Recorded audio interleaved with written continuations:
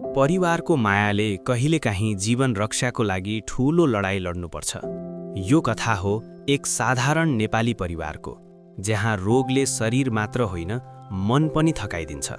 यो कथा कुनै फिल्मको होइन, यो कथा हो हाम्रै समाजको र सायद हाम्रै भोलिको। आज म तपाईलाई एउटा यस्तो अस्पतालको कोठामा लैजान्छु जहाँ रोगभन्दा ठूलो पीडा पैसा बनेर उभिएको छ।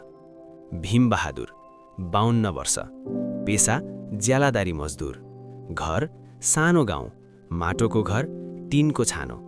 उनको संसार ठूलो थिएन। श्रीमती सीता, छोरा अर्जुन 12 वर्ष, छोरी माया 9 वर्ष।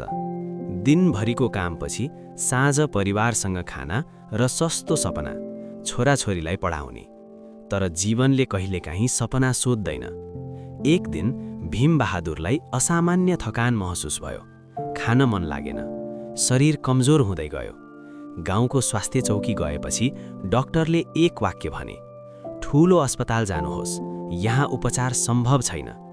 भीमबहादुर सहर गए। त्यस दिनदेखि भीमबहादुरको जीवन 2 शब्दमा अड्कियो। रिपोर्ट आउन बाँकी छ।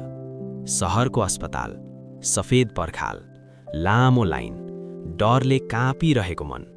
डाक्टरको आवाज अझै कानमा गुन्जिन्छ, तपाईलाई क्यान्सर भएको छ, केमोथेरापी सुरु गर्नुपर्छ। सीताको आँखाबाट आँसु झर्यो। भीमबहादुर चुप लागे, किनकि उनी बुझिसकेका थिए अब लडाईँ केवल रोगसँग मात्रै होइन, पैसासँग पनि हो।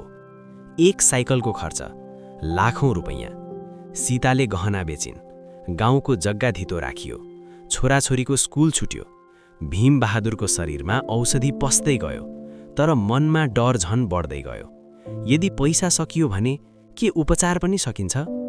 यो प्रश्न हजारौं नेपाली परिवारको हो। केमोथेरापीले कपाल झर्यो, शरीर गलायो, तर सबैभन्दा ठूलो चोट मनमा लाग्यो।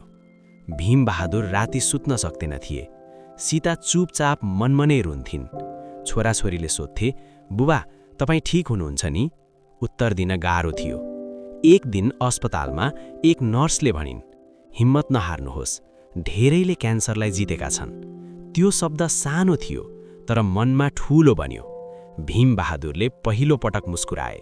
उनी बुझ्न थाले, लडाईँ केवल शरीरको होइन, आशाको पनि हो।